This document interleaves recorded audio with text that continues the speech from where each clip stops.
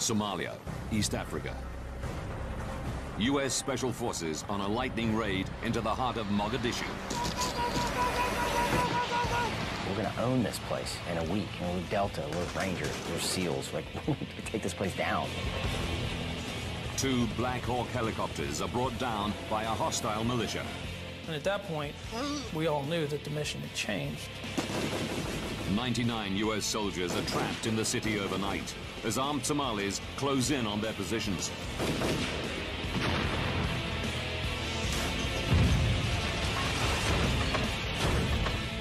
Now, investigators have to understand why a routine mission went so badly wrong as the U.S. military suffer their worst casualties since the Vietnam War.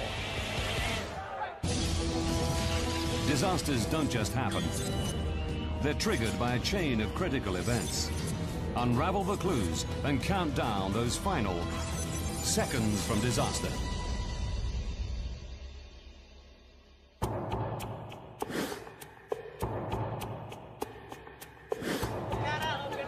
October the 3rd, 1993.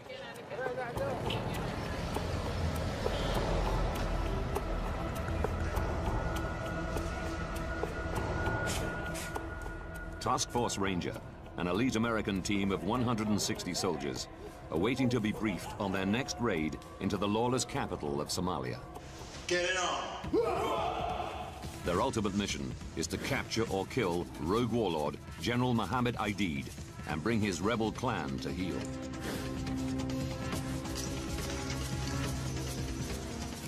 Local intelligence sources have identified high-value targets, clansmen loyal to Aidid, gathering in a location downtown. Today, the Rangers are going to bring them in, dead or alive. 1532.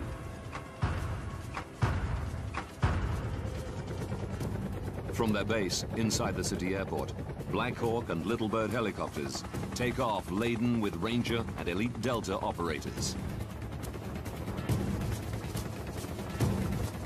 We came in off the ocean, and then you start seeing like those shanty huts on the outskirts of the town, and then all of a sudden you hit the city.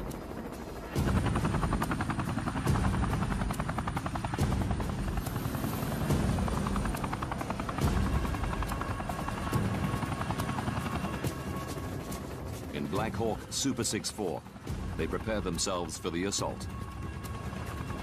Matt Eversman is a 26-year-old sergeant leading his men for the first time. All of a sudden, the helicopter pilot, informed us that we were going to make the assault. And this emotional rush of adrenaline, and we're going to go from 2,000 feet or so above sea level down to 40 feet. And I mean, it's the most incredibly exciting, scary ride that you could imagine. The target of the raid is a 3-story building in the hostile heart of Mogadishu. The assault team expect to be in and out in about 30 minutes. Our plan was to establish a cordon around that building, and then we would bring the Delta people in the smaller helicopters right in on top of the building, and we would go in and capture those people. 1542. When in position, the Rangers will fast rope down from the hovering Black Hawks. They are divided into 4 teams known as chalks. Each chalk is to secure a different corner of the building. The problem is you couldn't see anything. Dirt and dust everywhere, and it's spitting up everywhere, and it's swirling into the aircraft, and you're seeing all this dirt swirl, and you're just getting glimpses of rooftops, and you don't know where you're at. In Chalk 4's helicopter, The pilot says, we're in the wrong spot. We've stopped short of where we were going to insert you. And with that, the ropes were thrown from the helicopter. Chalk 4 will have to move into position when they hit the ground.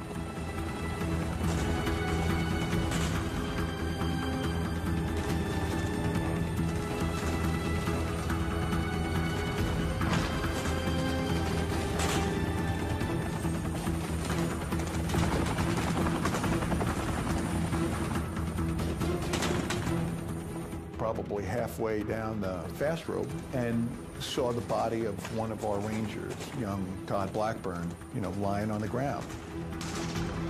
And my first instinct is that we're taking fire and somebody's already been shot. And I haven't even gotten on the ground.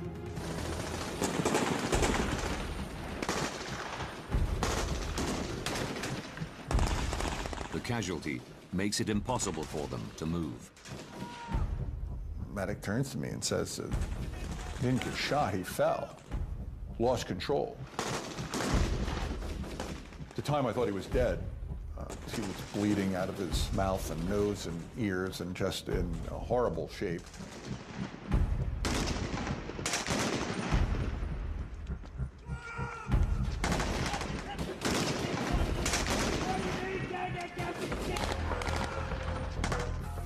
Chalk 4 need to get to the target building to protect the rest of the assault force. But they're pinned down a block to the north. The Delta Force assault team penetrates the target building and searches for ID's henchmen.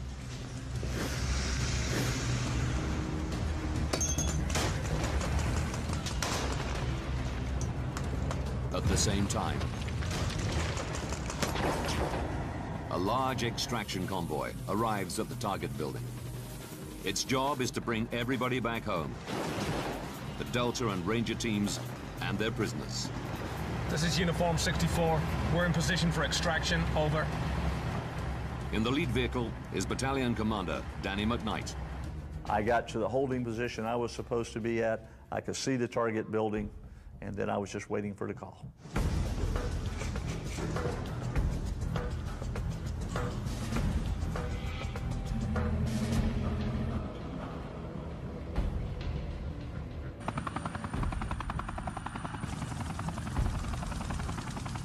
The Black Hawks offer surveillance and fire support.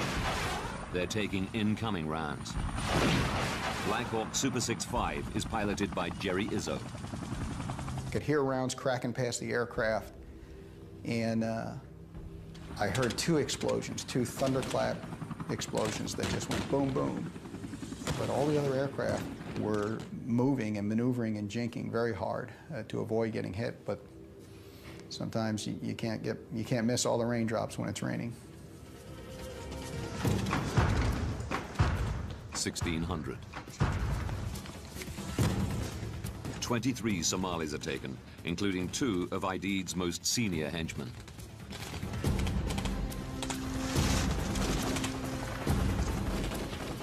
The force prepares to pull out with the prisoners.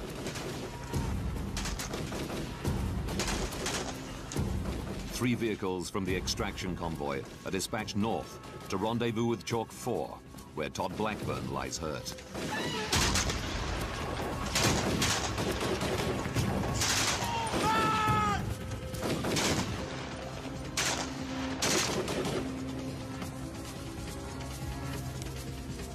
From his position in the Joint Operations Center, Raid Commander Colonel Jerry Boykin watches the mission on a live feed from Black Hawks hovering above the battle. Colonel McKnight, go ahead and take the detainees and take them back to base. Roger that. They captured the people they went after very quickly with relatively little resistance, and were ready to extract them quicker than I had expected, actually. That mission was done. We were already thinking about going home. Like, I'm thinking, wow, man, we were combat veterans. It's crazy. I wonder if they're going to give us a badge, you know, and that's what we're all thinking. It's time to go home. But as the assault teams wait for the signal to extract, more Somalis converge on the target area. I was far away from that place, and I came running there. I saw so many injured people and a scene of great disaster. It was a massacre. I couldn't count the corpses. That destruction didn't just affect me physically, but also affected me mentally. I saw it with my own eyes. We're in a fight. We're in a heavy fight. It is a unbelievably deafening cacophony of sound.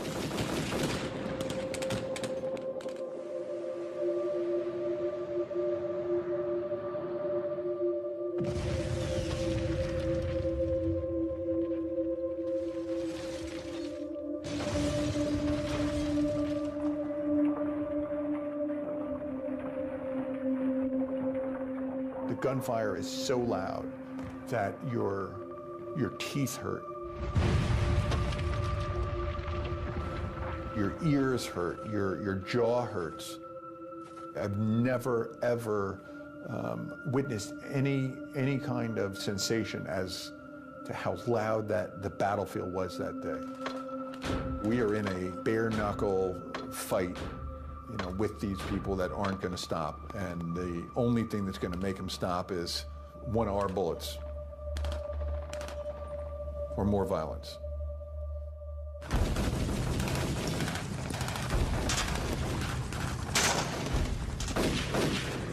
In the sky above, the circling Black Hawks are also in trouble.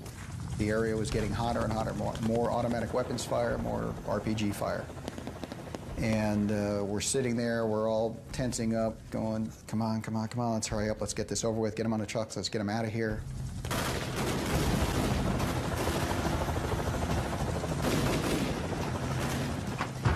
(16:20).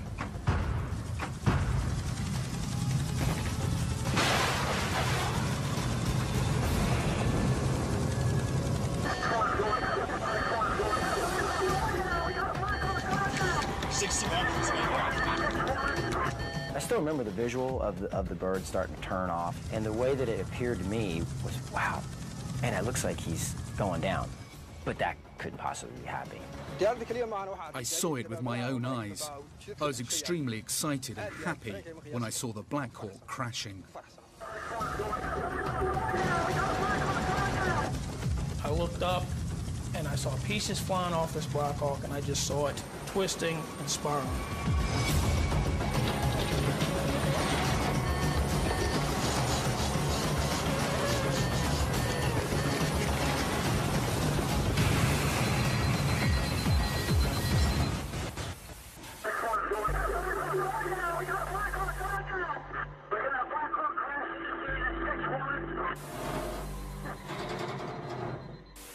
And at that point, we all knew that the mission had changed. The Black Hawk has crashed 3 blocks northeast of the target building. Crowds of Somalis race towards the crash site.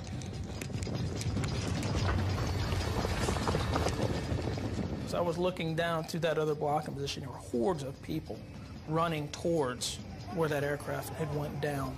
And you started getting this feeling that we didn't have a lot of time to get down there.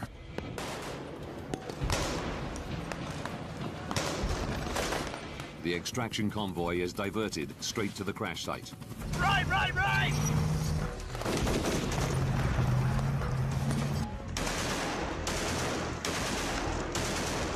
En route, they pick up some of the out-of-position Chalk 4. Roger, I do have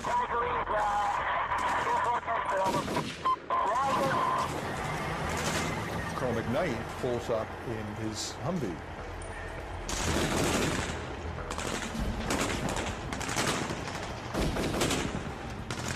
So we load all of our men up, get on these vehicles, and start to head out towards this crash site.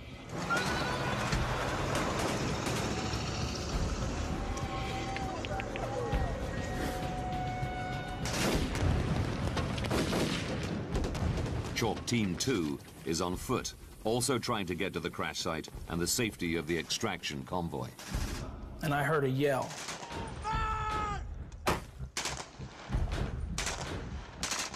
And what I just seen was Earl Fillmore, a Delta operator. He was just shot in the head, and another round had struck Lieutenant Lechner in the shin.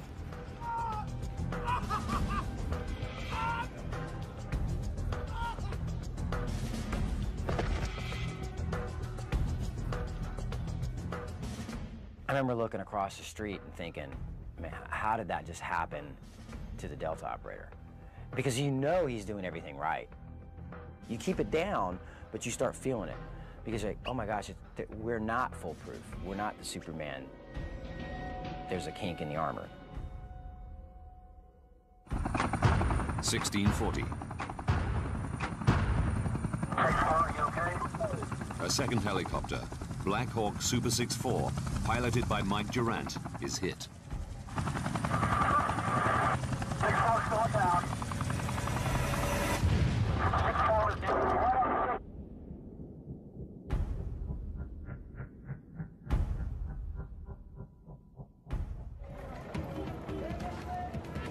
Hostile crowds begin moving towards the second crash site. Well, it was about 1,800 meters from the first crash site. We had sent everybody to the first crash site.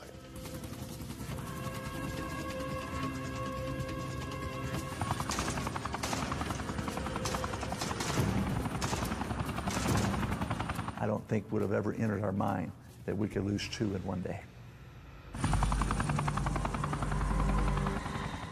2 Delta snipers, providing fire support from another chopper, request to be dropped at the second crash site to protect the injured crew. There was nothing to support them with. It would be 2 guys against an unknown number of Somali militiamen. I had to deny. Their chances of coming out alive were not good. In fact, we even posed that question to them. Do you understand? Yes, they said. But as Somalis close in on the crash site, Colonel Boykin realizes he has no other options. Put them in. He needs to buy the injured crew some time.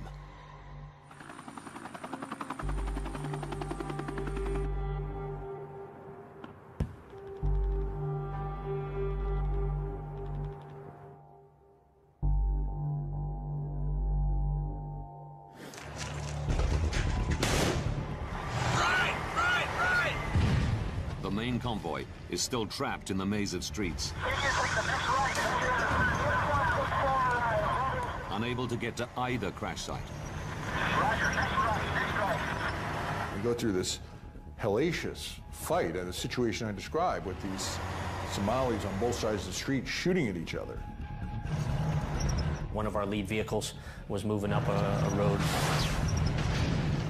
An RPG flew over the hood.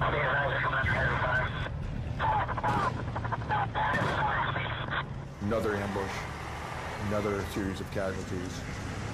We're probably as close to non-mission capable as we can, given the casualties and our status.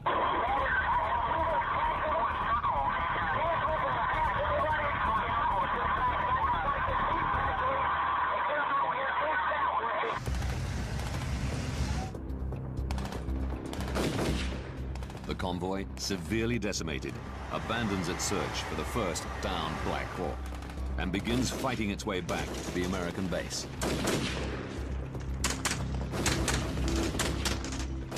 The injured pilot of the second downed Black Hawk, Mike Durant, is defended by just 2 Delta snipers, Randy Shugart and Gary Gordon.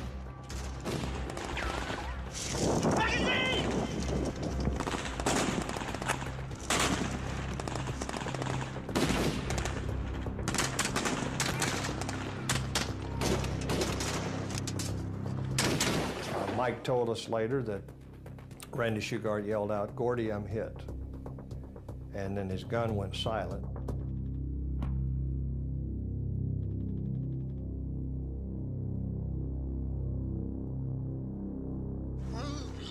Somali crowds overrun the second crash site. They set upon the survivors and the bodies of the Delta snipers. As Mike describes it, the next thing he saw was just a wave of people that swept over him and he was knocked unconscious. The main convoy, badly battered, returns to base. 99 Rangers and Delta remain in the city, trapped and surrounded in positions around the first downed Black Hawk.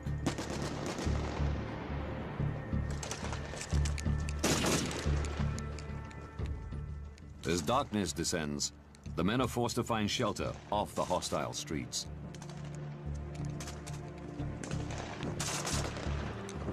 We were kind of angry that it had come down to this where we were sort of on the defensive.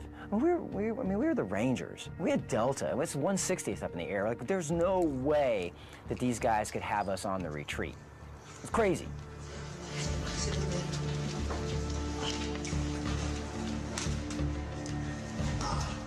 It only takes one grenade to be thrown into that room, and everybody in the room would have been killed. It's a scary mental state to be in when, you know, you very well might not live through the night.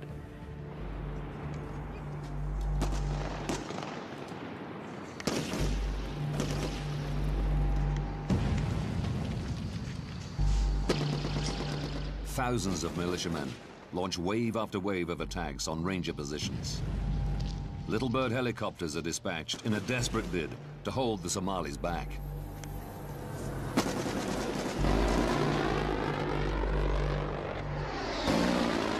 Whenever the Little Birds would come over and they'd do their gun rounds, it would light the sky up, much like lightning.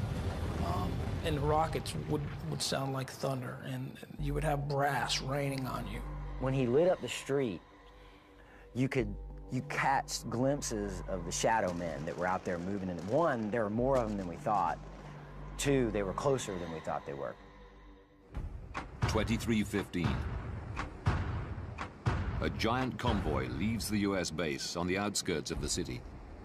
Made up of Pakistani tanks and Malaysian armored vehicles, along with the men from the Rangers and 10th Mountain Division, this new convoy's mission is to save the trapped men. Lieutenant Larry Moores leads a contingent of Rangers back into the city. They knew what type of fight it was, and they knew that it was going to be a long haul as we went back in. We need to get in there and do our mission. 1:55. Larry Moore's vehicles reach the second crash site. They find no survivors and no bodies. Minutes later, the rescue convoy reaches the trapped Ranger force near the first crash site. As the dead and wounded are loaded into vehicles, rescue teams try to free the body of pilot Cliff Walcott. They had to put the wounded guys in the vehicles, and that took a lot of time, and they would put the dead on top of the vehicles. They were long gone. They weren't feeling any pain anymore. Surprisingly, it was pretty quiet. There wasn't a lot of gunfighting. Then all of a sudden, bam! Game back on. There were probably 8 guys packed into this vehicle. We're all wounded, stained blood and sweat.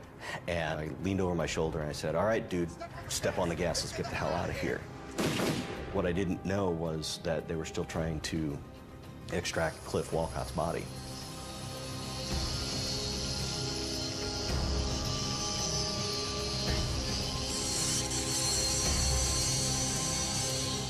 No one was going to leave until we got them out of there. So they stayed until they were able to pull the airplane apart.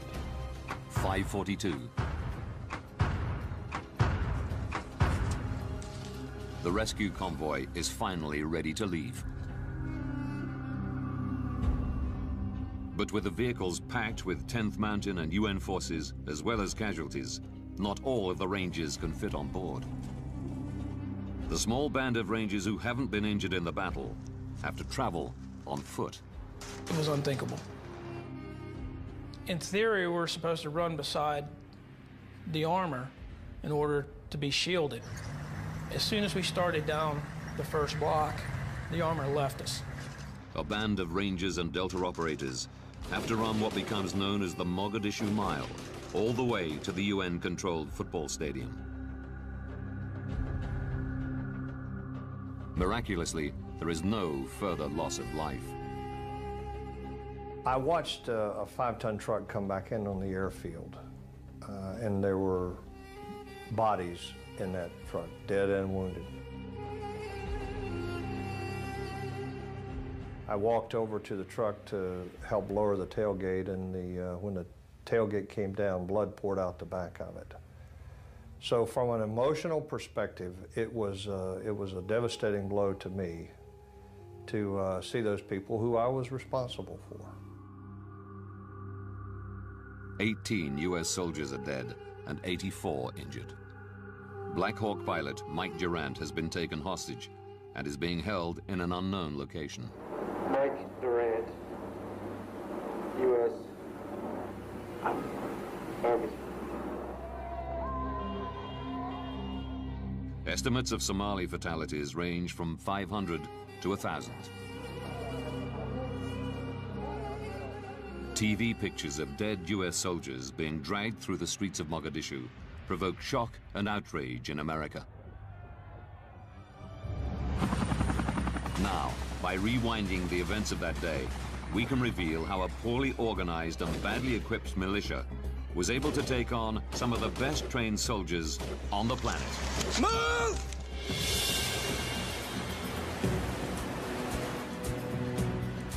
U.S. troops had initially been sent to Somalia as part of a UN force on a humanitarian mission in March of the previous year.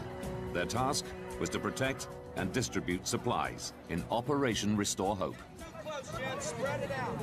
Let's make sure the crowds aren't jumping on, stealing the grain. They're getting a little more unruly every day, so we need to go out there and provide security.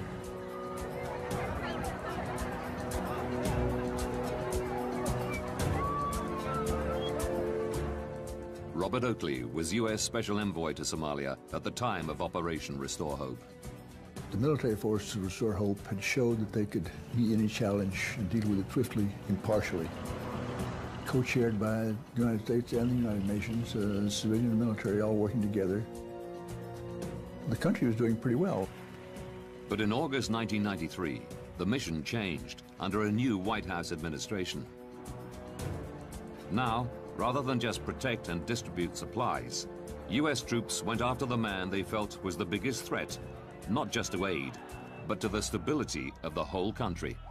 We were deployed into Somalia, to Mogadishu, the capital city there, to capture and ultimately bring to justice a notorious clan leader named Mohammed Faridad. The American public demanded to know why this new mission then went so badly wrong, and why the Somalis were holding pilot Mike Durant hostage. Oakley was sent back to the country in the aftermath of October the 4th and was instrumental in securing the release of captured pilot Mike Durant. And new brother to Task Force Ranger, freedom never tasted so good. We're here. Oakley believes the whole strategy to take down Aidid was flawed from the beginning. If they'd taken him, somebody else would have moved up to take his place, and the fighting would have gotten worse. The UN and US made it clear to Aidid that he could play no part in the future of Somalia. Once you removed that hope, and it became clear to him that neither the United States nor the United Nations was going to tolerate Aidid as leader of Somalia, he said, well, okay, I'll have to do something else to get their attention. You know, that's a fairly human sentiment, it's not just Somali. I am part of my people, suffering, killing. I'm sharing with them.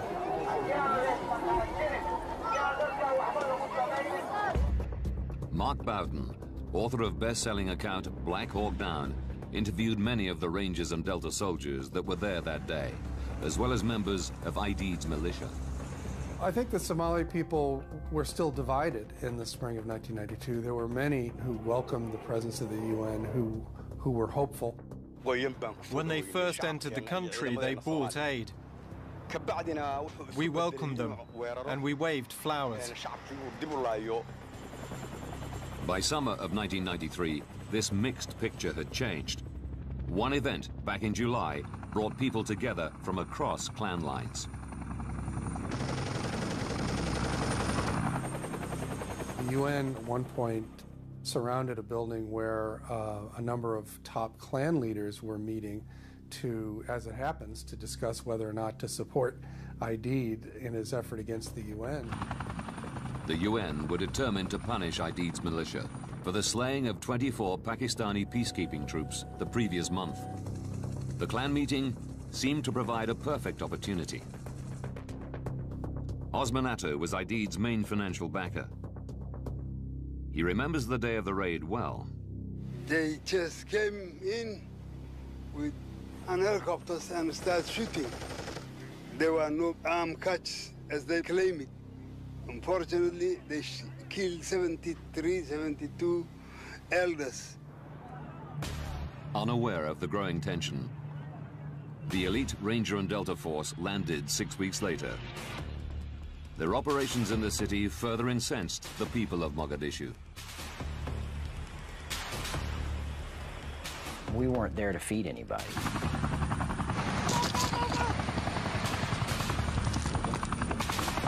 Put them on the ground!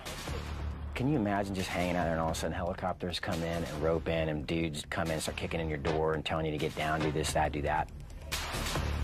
I'd be surprised if anyone didn't want us out of there. With heightened tensions on the streets of Mogadishu, any Ranger operation would rely on accurate intelligence.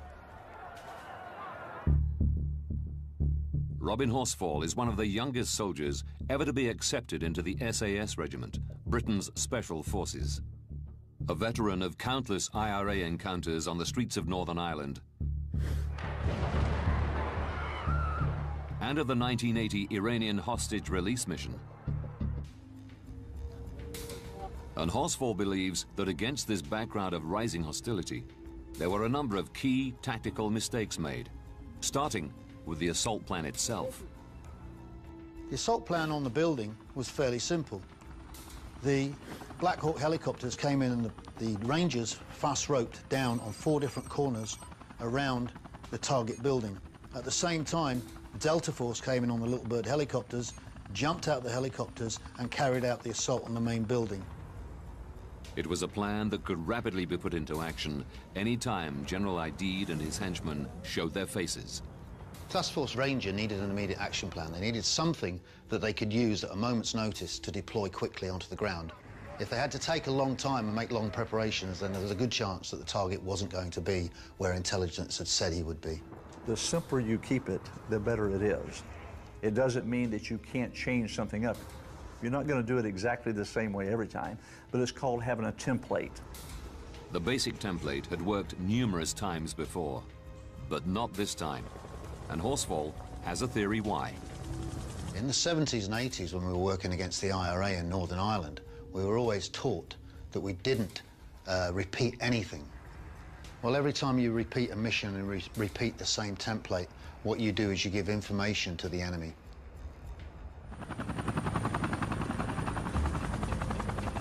It meant once the militia knew where the Rangers were heading, they were ready. As the Ranger chalks inserted, Battle Overwatch relayed reports of militia massing in the target area. They told us that there were people on the objective. They'd seen heavy weapon systems. They'd seen machine guns. They'd seen people, so they knew we were coming. So this was going to be a little bit hotter. Aidid's militia also had a counter-strategy to try to bring down a Black Hawk helicopter, suck in the Rangers to the crash site, and surround the area with hostile militia. Aidid had actually thought, well, if they bring in the helicopters again, if they mount an assault with the same pattern as before, we're going to be prepared for it. We're going to put RPG-7s in the surrounding area and use those to attack any helicopters that are coming in. Aidid should not have been underestimated. We used all the means available to the Somalis to shoot down the helicopter, because helicopters, it was our main enemy. The Ranger Force didn't think a primitive rocket-propelled grenade was capable of bringing down a Black Hawk. It had never happened before, but Aidid had identified a weakness he could exploit.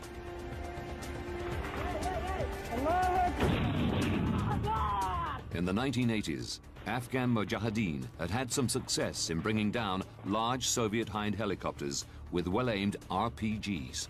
The RPG-7 is a very, very simple rocket-propelled grenade. The most vulnerable part of any helicopter is the tail rotor. If you punch a hole in the fuselage, it's going to go through, out the other side, not cause any serious damage. But once you take out the tail rotor, the helicopter is completely out of control and will crash. You completely underestimated their ability to take a helicopter out of the sky with an RPG.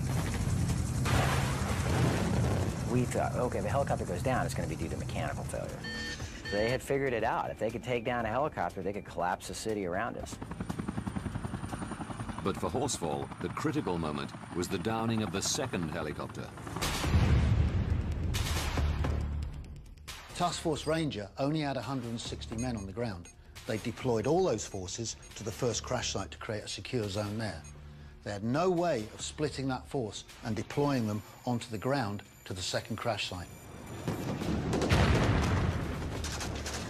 The Rangers were sucked into a street battle they weren't prepared or equipped for, and faced a determined enemy that they had badly underestimated. And there was guys running around in the back of Toyota pickup trucks with flip-flops. And we're like, there was one dude with a football helmet on. We're like, this is a joke. We're gonna own this place in a week. You know, we're Delta, we're Rangers, we're Air Force, we're SEALs. Like, we're gonna take this place down. Somalis are very brave people, and they will defend themselves and their country. I'm sure Rangers was very good soldiers, but they underestimated Somalis. That was among the many mistakes they ever made.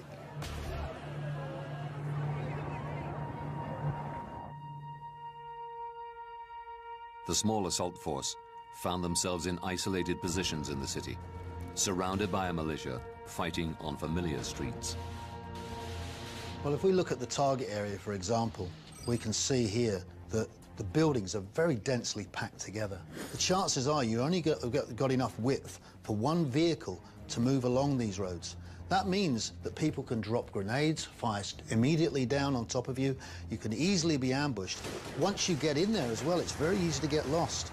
Street fighting is one of the most costly forms of fighting in any kind of war, and most generals try to avoid fighting in towns. Mogadishu has been in an almost permanent state of conflict since the overthrow of President Saeed Barre in 1991. There is no effective government, police, or infrastructure. It's left the streets a battleground. You know, every door, every window, every alley is a threat. They are fighting in darkness. Everything is as enemy. The trees are enemy, the suns are enemy.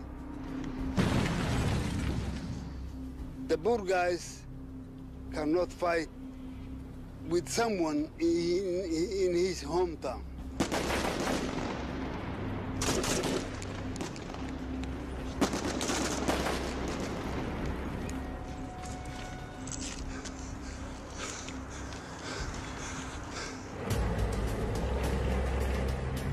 Traditionally, the U.S. has used overwhelming firepower to even up the fight against greater numbers on their home patch.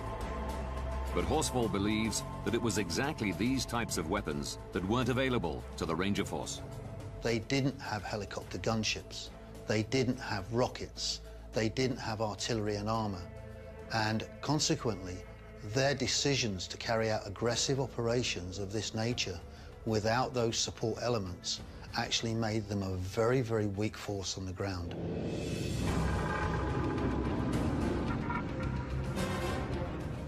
We asked for the AC-130 gunship. We had confidence in it. And we knew that if we got into a really bad situation, that could be really a deciding factor. We were denied that.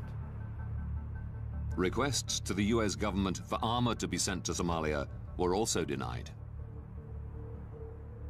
Had we had a more robust vehicle, a vehicle with armor protection, we could have gone through those streets much faster and much safer. So they put us into this environment and then did not give us what we said was needed to do our mission there. Without armor or heavy air support, the Rangers were forced to rely on more vulnerable and less offensively capable Humvees and Black Hawk helicopters.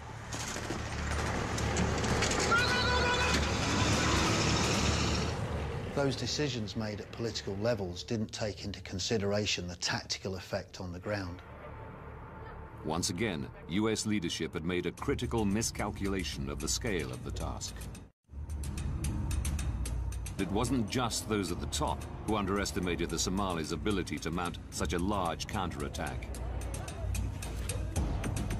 Soldiers on the ground also made critical planning mistakes. The raid was designed to take less than an hour, so they left behind heavy body armor plates, night vision equipment, and even canteens of water. It seems as if everybody had taken loss of their senses, but at the time, it truly was thinking it was for the good of this mission. We'll be lighter, we'll be able to go. I kind of looked at Jeff and I said, okay, what time is it? 2:30. I said, okay, how long do missions last? About 45 minutes. Okay, all right. Now, why are you going to take night vision goggles when it's a daytime mission? Bad idea. Once the night came down, they were left as a very small force surrounded by an enemy with vastly superior numbers. And had they taken those night viewing goggles, they would have had an advantage that could have made a huge difference to the amount of casualties taken. Now, we can reveal the chain of events that led to America's biggest loss of life in combat since the Vietnam War. 68 minutes to disaster. An elite assault force is sent on a raid into a hostile Mogadishu.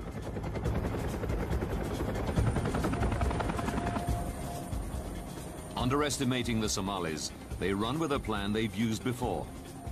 Go, go, go, go, go, go, go!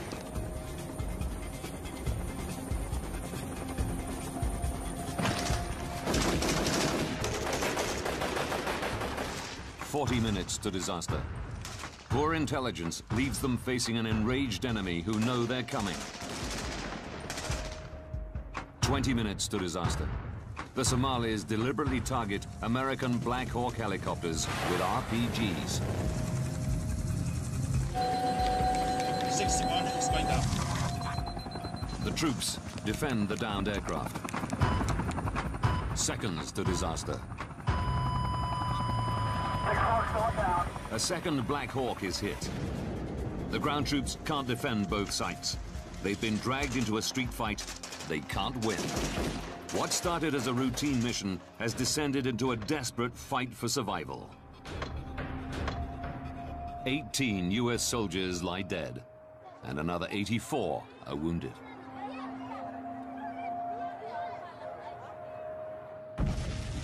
The mission was militarily a success.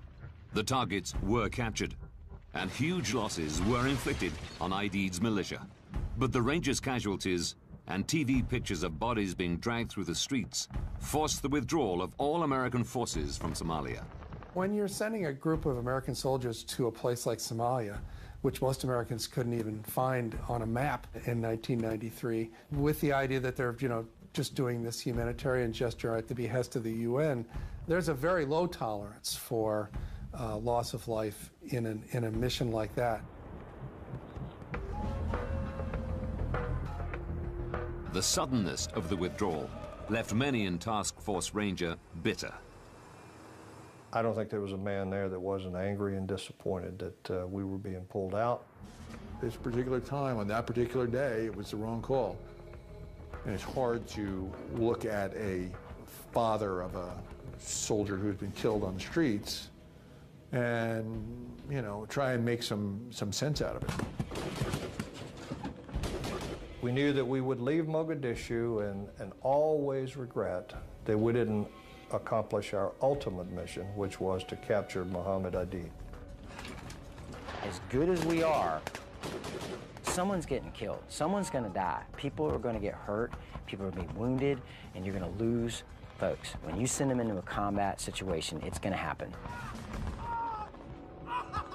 You better know that whatever it is that you sent them in there to go do is worth that to you, and that it's worth it to the nation. Today, Somalia remains a battleground of rival clans and is still ravaged by famine. Despite continuing UN and African Union intervention, it seems no closer to a lasting solution to its many problems. Brand new Seconds from Disaster examines a Chinook helicopter crash next Monday at 9. Next, it's one of Air Crash Investigation's most extreme crashes.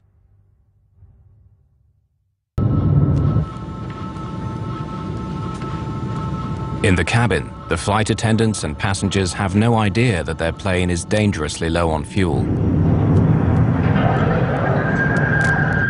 Then the go-around procedure is stating that the power be applied slowly. In the cockpit, the crew now hastily discuss the go-around procedure, what the manual says they must do if they can't find the runway through the fog and low clouds and have to go around a second time.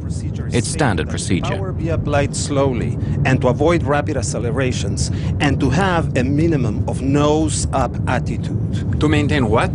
Minimum nose-up attitude. That means... Flight engineer Moyano is concerned that if the captain were to pull up the plane's nose too sharply, all the remaining fuel would slosh to the back of the tank, causing engines to stop. Covered on fuel during the go-around. What it means is it doesn't contain fuel for feeding itself and a flameout could occur.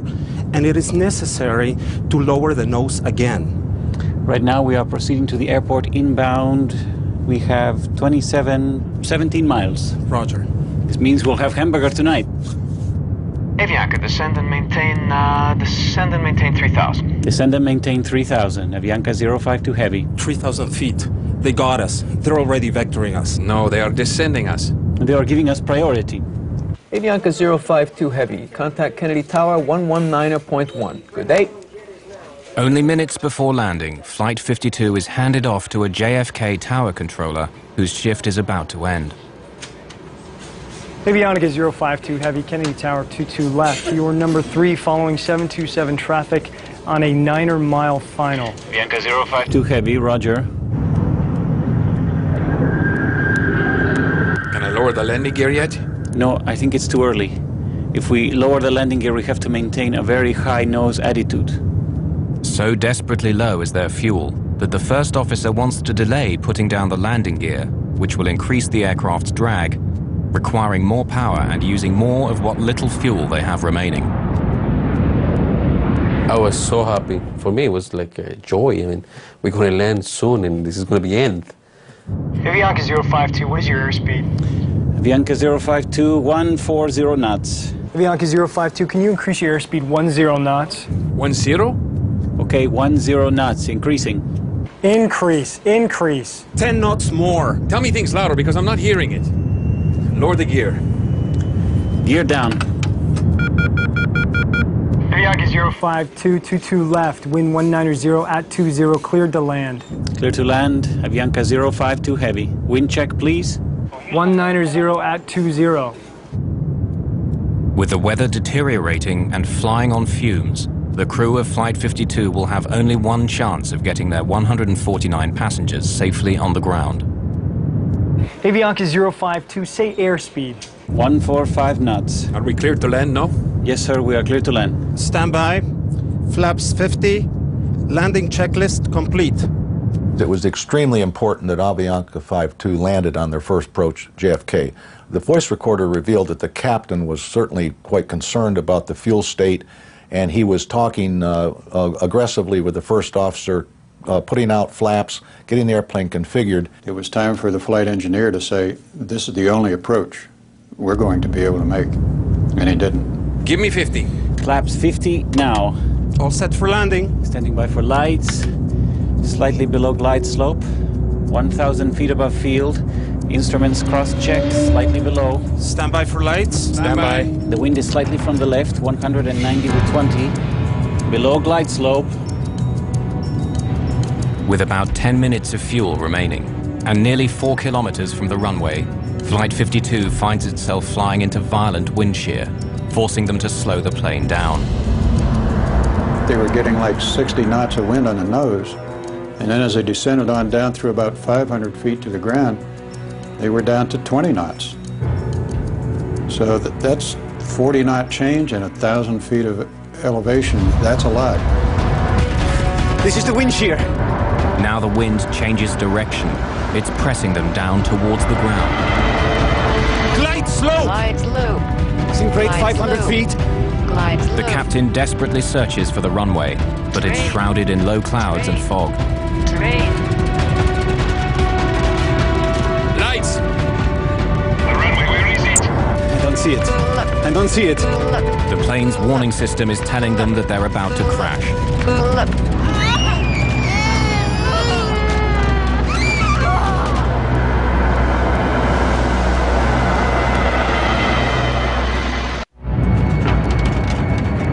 Glide slope! Seat rate, 500 feet. Just 4 kilometers from touchdown, Flight 52 has been caught in violent wind shear. To save the plane, Captain Caviedes applies full throttle, burning up more of the plane's precious fuel. Give me the landing gear up, landing gear up!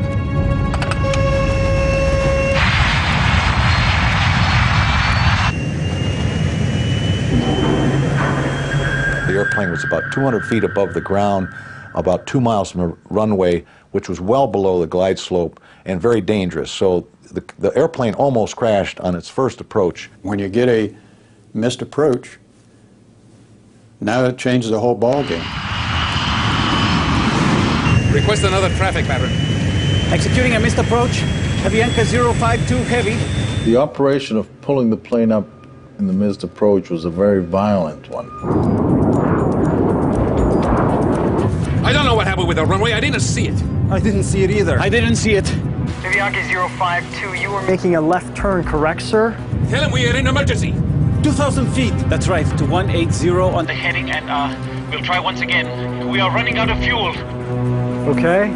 What did he say? I already advised him that we are going to attempt again. Advise him we are in emergency. Do you tell him? Yes, sir. I already advised him. But the tower controller, at the end of his shift, transfers Avianca 52 to his counterpart in approach control. They'll have to begin all over again. Contact approach on 118.4. Approach, Avianca 052 heavy. We just missed a missed approach, and we are maintaining 2,000. Flaps 14. Avianca 052 heavy, New York. Good evening. Climb and maintain 3,000. Advise him we don't have fuel. Climb and maintain 3,000. We are running out of fuel, sir. Okay, fly heading 080. Did you already advise him we don't have fuel? Yes, sir. I already advised him. We are going to maintain 3,000, and he's going to get us back. As they get back in the pattern and circle the field and come back in again. That again adds to the traffic jam that was being created at Kennedy Airport. Avianca 052 heavy, I'm going to turn you about 15 miles northeast and then bring you back onto the approach. Is that okay with you and your fuel? What did he say? The guy is angry. I guess so. Thank you very much. These guys were out, and they didn't say we were out.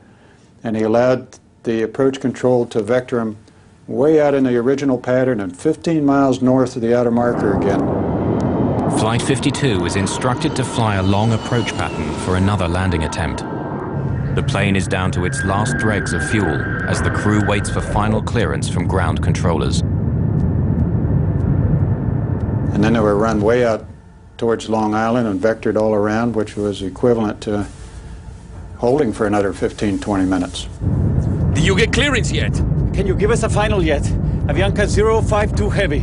Avianca 052. Affirmative, sir. Turn left, heading 040. Climb and maintain 3,000. Negative, sir. We are running out of fuel. Okay, turn left, heading 310, sir. Set flaps 14. Okay, and you're number 2 for the Approach. I just have to give you enough room so you can make it without having to come out again. Okay. We're number 2 and flying 360 now. Avianca 052 heavy, turn left, heading 330. The lights in the aircraft start to flicker, a sign that the engines are being starved of fuel. 330 on the heading, Avianca 052. Once there's no fuel flowing through the pump out of the tank, an amber light comes on to tell you that tank is empty. Flame out! Flame out on engine number 4! Flame out on it! Flame out on engine number 3! From the runway. The passengers can hear the sound of the engines beginning to shut down. When the engines went off, I looked over to the lady that was sitting next to me, and I asked her to give me her hand. And I philosophically accepted, I might die here. This is it. Avianca 052, we just lost 2 engines, and we need priority, please. Avianca 052. turn left heading 250, intercept the localizer. 250, roger. Select the ILS. ILS. Avianca 052, you're 15 miles from the outer marker. Maintain 2000 until established in the localizer. Cleared for ILS 22 left. Roger, Avianca. You select the ILS. It's ready on 2. When all the engines flame out and the generators fall off the line, a considerable amount of power is lost, electrical power is lost.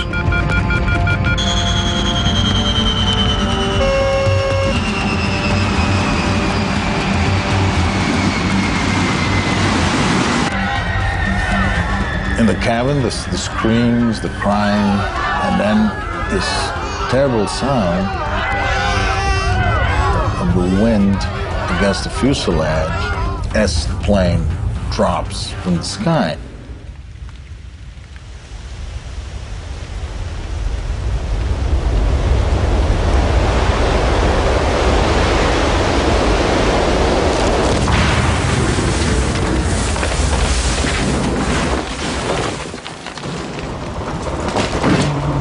Avianca 052, radar contact lost. Avianca's missing due to the weather thing.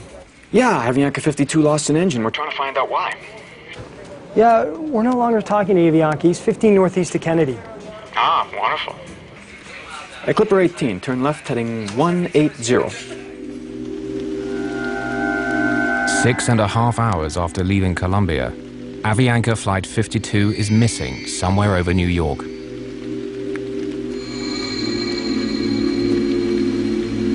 Yes, hello. I live in Cove Neck in Oyster Bay, and there is a plane crashed in our yard in front of our house.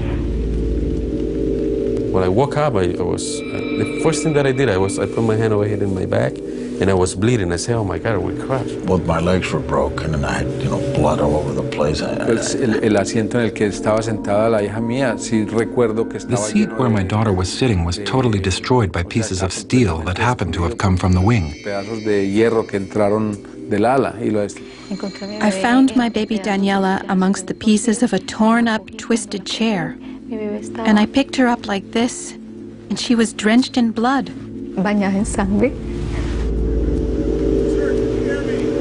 Avianca Flight 52 has crashed on Long Island, New York, less than 28 kilometers from JFK Airport. From deep in the woods, medical technician Bob O'Brien can hear the survivors before he can see the shattered 707. What I first heard was there were just some people who were crying in pain, but it was apparent immediately what had happened when the plane hit the mountain and just stopped dead. It just fell out of the sky. That's how witnesses describe the crash of Avianca Flight 52. A strangely silent crash. There's not a big fire here. That will make it easier for investigators to examine if there were any gas or engine problems. There have been reports of lightning in the area just before the plane went down. The spokesman for the Controllers Union says that Kennedy is critically understaffed, a problem that is compounded by bad weather. Rescuers have not yet given up on finding more victims. Lo primero que me acuerdo es que yo miro y First thing I remember is that I looked up and I saw a priest. He was praying for me and I was lying down on the ground. Right above us, I saw 3 or 4 helicopters flying over us. 3 o 4 helicópteros volando encima mío.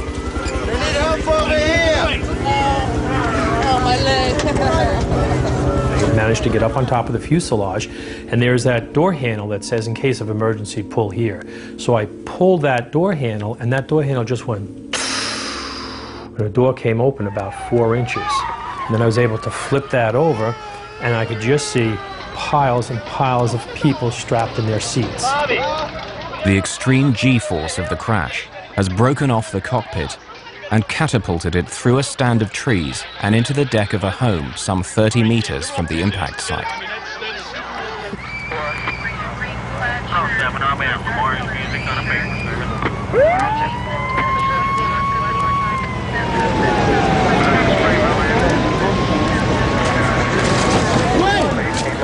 Come on, somebody get the back here. And I saw some cables, and I saw a big hole in the fuselage over the passengers that were sitting next to me who were kind of unconscious. And on top of me was this guy who was bleeding, a big guy, I don't know who he was, but he was on top of me, but I was sitting. I pulled myself with those cables towards that hole, which was over the wing. I started screaming, "Hey, help me out, help me, take me out of here." And then somebody, when they realized that I was alive, they removed they took away the guy who was on top of me, and they took me out of the airplane. At that moment, a fireman was climbing on the wing, and he saw me, and he said, "There's a guy here," and he pulled me out. –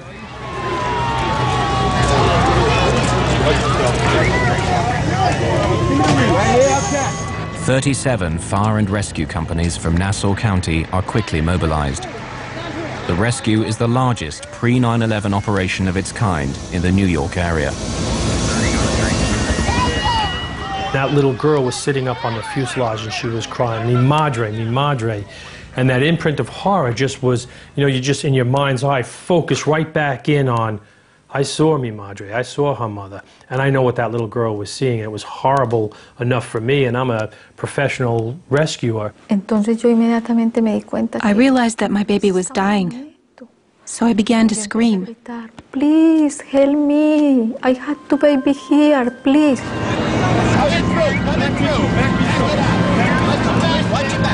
The plane has crashed in the wealthy neighborhood of Cove Neck, near the home of the father of tennis star John McEnroe. Medics set up a makeshift triage unit on his lawn.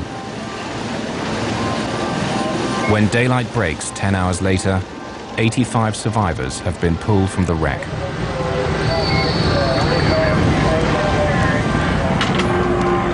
The lead flight attendant is the only member of crew to survive the crash.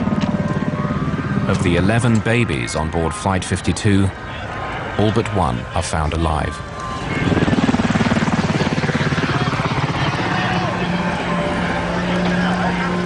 Bob O'Brien scours the tail section for survivors and finds FAA investigators struggling to remove the aircraft's black boxes. I grabbed the handle and just pulled the whole box out and took that out and brought that out the door and gave it to them. Even as people are being pulled from the wreckage, the on-site investigation begins. In charge on the ground is Barry Trotter of the National Transportation Safety Board. A former airline pilot, Trotter became an investigator after losing his right arm in a motorcycle accident. The condition of the aircraft was really astonishing to see that much of the structure was left in the condition that it was in. Unaware of the details of Avianca's troubled flight, investigators quickly find a valuable piece of evidence. You could look at the engines right away and you could tell the engines were not turning. So there was no power on the engines. That was the first big clue. Trotter and his team examine the fuel tanks and find just a few gallons of jet fuel still on board. It becomes clear why the 707's engines stopped turning, but the question of who's to blame is still to be answered. In the community of Cove Neck, New York, salvage workers begin the task of dismantling the shattered remains of Avianca Flight 52. But there's still one critical question. Who is responsible for Flight 52 running out of fuel and causing the death of 72 passengers and crew? The answer will be worth millions of dollars and affect dozens of lives. At the lab of the National Transportation Safety Board in Washington, D.C., investigators are eager to recover data locked inside the two black boxes. The most telling of these is often the flight data recorder, which records critical information, such as the plane's altitude, airspeed, and heading. When we recovered the flight data recorder and brought it to our lab in Washington, we opened it and found that the foil wrap was not hooked up. So someone had actually intentionally taped the end of the foil so it wouldn't fly around and put it back in the airplane. Without the crucial flight data recorder, investigators rely heavily on Flight 52's cockpit voice recorder, which is found with more than 40 minutes of voice recordings of the crew and communications between the first officer and air traffic controllers. Yes, sir. We are clear to land. Stand by. All set for landing. Low glide slope. And it was apparent from the voice recorder transcript and tape that the captain was not understanding the first officer's radio communications that were being made in English. Everybody wants to blame the pilot, but he may be the last person to make a decision, and the scenario which caused him to be in that position where he makes the decision was created by several other people along the route. The captain asked the first officer about 9 times to clarify information or repeat it or to pass on information. We are going to attempt again. Advise, we are in an emergency. Do you tell him? Did he make a conscious decision to run out of fuel? No. He was sucked into a situation by the air traffic controllers where he ran out of fuel. Glide slow! The cockpit voice recorder reveals a crew desperate to land the 707 in near zero visibility and in extreme wind shear without the aid of an autopilot. In this case, the captain had a difficult time maintaining the glide slope during the approach with the wind shear, didn't see the airport, and had to make a go-around. That almost doomed the airplane at that point. The information being given to pilots en route was a wind shear up as high as 1,500 feet. But their pilots on approach were encountering wind shear as low as 300 feet. And that wasn't passed on to the Avianca pilot. This is the wind shear. The crew of Flight 52 is caught off guard. As they descend below 150 meters and slow down, a violent vertical wind forces them towards the ground, nearly causing the plane to crash less than 4 kilometers short of the runway. Ironically, Avianca 52's lack of fuel resulted in no fire or explosion, saving the survivors from almost certain death.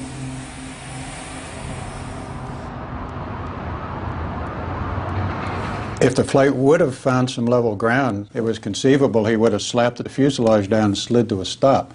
With no fuel, there would have been no fire. And I think it's very possible that most of the people would have survived it in that case. As the hearings into the crash begin, lawyer George Tompkins is confronted by controllers who maintain that the Avianca crew failed to use the word emergency, instead using the word priority to communicate their situation.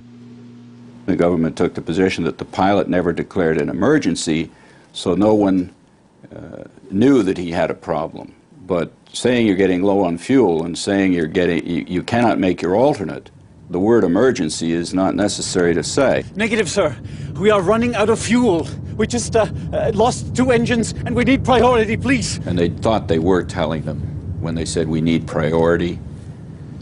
Para nosotros en español la palabra prioridad significa. In Spanish, for us the word priority means first. Corre a mí, te estoy necesitando. Attend to me, run to me. I need you right now. No sé si es que I don't know if priority in other languages means that you can wait. Significa que puedes esperar. Avianca 052 only has 5 more minutes in the hold. You gonna be able to take him, or I'll set him up to his alternate? What is his speed now? I'm not sure, to be quite honest with you. Holding speed. The NTSB concludes that air traffic's handling of Avianca 52 was proper, considering the information they were getting from the flight crew. Many of the passengers are shocked and outraged by what they feel is a gross injustice, that air traffic control is found blameless. Avianca sues the Federal Aviation Administration, which employs the air traffic controllers, saying they should have done more when Flight 52 told them they were running out of fuel. The FAA settles and ends up paying around 40% of the estimated $200 million compensation due to the victims.